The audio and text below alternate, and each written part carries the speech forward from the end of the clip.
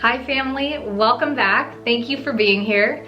So I actually planned on mashing Minimalism Monday and Healthy Hump Day together, and then as I was writing it out, I realized I actually have two separate videos. So today we're gonna be doing Minimalism Monday, and then stick around for part 2, which is gonna be the Healthy Hump Day version, or the elaboration of what we talk about today. So today, I wanna discuss how I reduce decision fatigue. And I'm gonna tell you how I'm going to reduce decision fatigue in the more dominant areas of my life. If you're not aware of what decision fatigue is, it's just the amount of decision making that we make. We have sort of an upper limit or capacity for it, and it actually increases stress and reduces our ability to be creative or have the capacity in our minds. So reducing the amount of decisions we make on a day-to-day basis has been super, super valuable for me. So the best way to reduce decision fatigue is to, well, not make as many choices. I'm gonna share with you how I do this by starting with area number 1. That is food and diet. So reducing decision fatigue in this area basically means that I don't sit in my kitchen every morning and ask myself, what do I eat, what do I eat, what do I eat? Before I go to bed the night before, I already know what I eat. In fact, I know what I'm going to eat for about the next month, couple weeks to next month. And this is where I wanted to bring in Healthy Hump Day. And so for those of you guys that are interested in how I reduce decision fatigue in my food and my diet and how I put that all together, go ahead and make sure you hit subscribe if you haven't already, and then check back here over the weekend for the next video. As many of you may already know, I try to eat mostly plant-based and as least amount of processed food when I'm being good about it. And even if I do eat processed food, I try to stick with the healthier versions of it. And so it makes it really easy to go to the grocery store and head right to the produce aisle. This reduces a severe amount of decision fatigue because I'm not walking up and down every aisle trying to decide which things I may or may not want to take home with me. Also doing things like creating grocery lists and knowing what it is that you want, pre-planning ahead. This helps a lot with the food. And so number 2 area is clothes. You guys have seen my closet a couple times. You've watched me declutter it or reorganize it, capsule the wardrobe as we like to call it. And you'll notice that most of my clothes are mainly neutral colors. This is just really helpful because I wake up in the morning and I grab the first thing that's on the rack and the first pair of shorts and I'm off to go. The majority of my clothes are tank tops and shorts. I only own maybe 1 t-shirt and 1 long sleeve and a few jackets and sweatshirts, and that's about it. The cool thing for me is that I get a lot of awesome sponsored clothes that I get to wear for Instagram and for work. So I get to kind of express myself colorfully in that way. If I didn't do that for work, I'd probably incorporate a little more color like teal or pinks in my wardrobe. There was a time in my life where I used to try on several different outfits before I could decide which one I was gonna wear for the day. And gone are those days. So there's nothing wrong with doing that, but I realized it just wasted a lot of time and energy for myself. So this is why I really enjoy the benefits of minimalism and having a capsuled wardrobe. Area number 3 is hobbies. This one's a really hard one for me because I just really enjoy anything and everything that I get involved in, and I want to do it all and I want to learn it and master it. So it's really easy for me to not only spread myself so thin, but to become a jack of all trades, master of none. So what I've decided was to take the top 1 or 2 hobbies in my life, and that's the thing that I'm really focused on at any given point. So right now in Florida, I've taken on to yoga. I've finally got enrolled in teacher training, which is something that I've been wanting to continue and participate in for years. And I also have gotten to business and sort of that staging aspect. I've let you guys know in previous videos that because this is a furniture-less house, then I've had to stage. And so it's been a really new thing for me having to stage and try to think about colors and matching. It's something I've never done before. And I also want to give you guys a house tour, but I'm not even done yet. I actually got paint on my hand because I've been struggling with trying to spray paint and then stripping the furniture and then painting again. We're trying to do like reclaimed furniture, of course, as much as possible. We did buy some new furniture, but as much as possible, reusing some furniture, and I really suck at the painting process. So if you have any tips, let me know in the comments below. In Hawaii, I definitely had a lot of yoga, but I liked to visit the ocean a lot. And at that point, I had a piano, something that I sold in order to come here. And so I was doing a lot of piano on a regular basis. So I find that this is a really valuable way to approach hobbies because you get to dive deeper and sort of master the craft. And if you like to be a jack of all trades, master of none, that's completely fine too. I know I dabbled in a little bit of crochet before we left, and that was fun while it lasted, but I didn't continue it on here. So it's always changing, always flowing. If you don't have an opportunity to do a hobby right now, there's always another opportunity for it at another time. And I like to flow a little bit more organically like that with what's in front of me. Area number 4 is really huge for me. It's super, super huge because I'm a business owner, I work from home, and my kids are homeschooled, so I have 100,000 different things that I can do at any given moment in the day. It's really easy to walk out of the room and say, this floor needs to be swept, the laundry needs to be done, the dishes need to be cleaned, oh, I wanna do this with the kids, they're playing a puzzle, and get super distracted while having a load of work and a load of back-end stuff to do.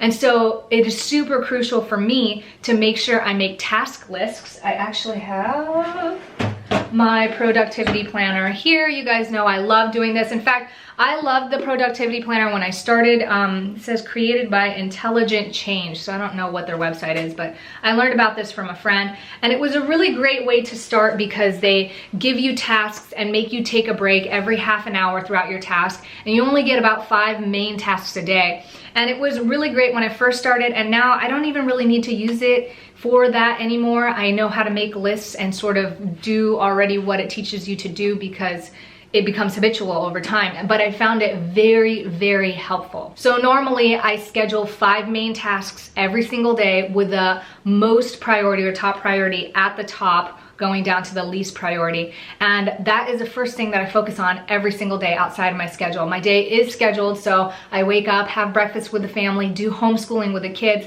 They go out for their activity time, or what we like to call activity, exercise, that sort of thing, getting outside with dad. And that is the time that I come and get to work. So having a schedule, having a task list, and really just sticking to it, making this sort of your boss, saying if something comes up, I'm gonna write that down in a different task list or on a notes section, which I can get to later if it's something that is pertinent. But at the moment, the things that have been listed are the #1 things that need to get done today, and that's what I'm sticking to. And that really helps me reduce the amount of distraction and fatigue, because then it gets super overwhelming if you get yourself into several different tasks and you're not completing any, and now you're behind on the primary tasks that you need to complete for the day. Area number 5 was a hard one for me. It came with learning and employing people and just becoming so overwhelmed with things as a business owner that I actually had to accept and trust help. And what that means is you want to kind of not just accept help, but employ it if you must. I really, really believe in this. It's really easy to do something up to a point, but there is a maximum threshold. Unfortunately, I have to sleep at night. I only have 24 hours in a day, just like you do. So in order for me to be able to leverage my time, I have to ask for help or employ it. A quick example that I wanted to bring up in this region was when we were moving here, Brett's mom was wanting to help. And one of the tasks that I employed her to do was to remove all of the kitchen items and bathroom items from the boxes and organize them into the rooms. Well, many people are like, oh, how am I gonna organize this? Or can you direct me? It wasn't about me directing her. It was really about me being able to help in other areas of the move.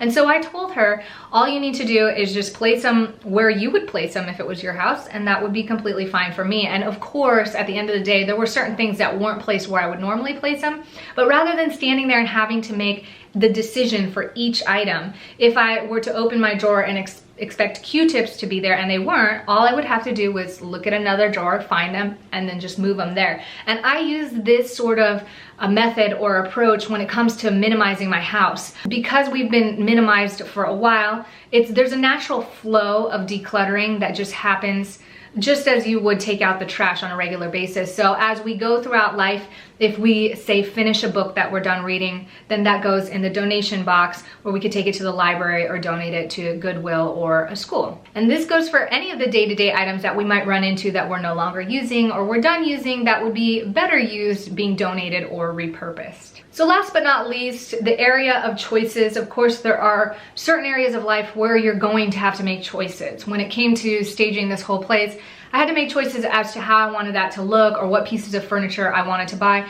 And the best way that I did this in decreasing decision fatigue was to create a list of preferences. I had a price range, I had a budget, I had a certain look that I wanted. And you know, when it came to the desk, I wanted it to feel like Apple Store white. So I went with the silvers and the chromes, as well as super brilliant white. This was a glossy piece of furniture and I wanted it to match and just look like kind of like you were in an Apple store. So I had a very specific look in my mind, and I had a very specific price range, and I was willing to do anything from repurposing furniture or buying a new piece in order to get what it is that I wanted for that commercial look. And so writing out the preferences beforehand makes it super easy, rather than going into it like, oh, what are all my options? To have a vision in your mind, or to have an expectation, and then see what the options are that fit within those expectations, and to really be patient about it. Of course, there are many different options out there now, and especially with the internet, we have so many at our fingertips. Once I made a decision, there was no regret. I know we went to Costco the other day and Brett was like, oh, we should have gotten this table instead of this, because the Costco table you could adjust to be a standing table. And I looked at it and I was like, you know what, it was really good. It had some USB plugs in the back, and it, you know, avoided having all the cords falling down behind the desk like I had this one. But it was more expensive than this one, and it didn't have the chrome legs. It kind of looked just like a commercial. And so I said, you know what? No regrets. I'm happy with my decision, and nothing's ever really always gonna be perfect. Even if it is perfect, it's not gonna stay perfect for very long. There's always something new and something more exciting that's coming out. So I try really hard to be happy with my purchase, and if I notice something new that I like, I just think to myself, I'll keep that in mind for next time. So I hope this video has helped you guys in some areas of how you can reduce decision fatigue. Obviously it goes hand in hand with minimalism. It adds a lot of value, but it also keeps you out of the consumption over, you know, abundant mindset, which is like, well, let's see 100 different things and then make 50 choices and then make 25 choices and then break it down to 10. It just makes it really easier to say, this is what I want. Everything falls in that category, and to plan and stick to that plan, be it your food or your daily tasks or the hobbies that you want to take part in. So let me know what other areas you guys might incorporate this method in the comments below. If you like this video, I love hearing your thumbs ups and your feedback.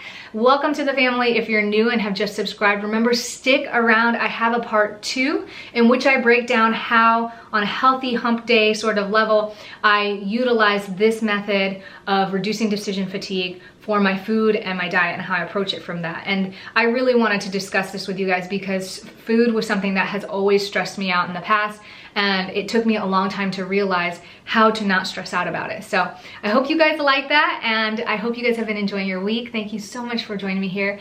I'll see you on the next video. Ciao.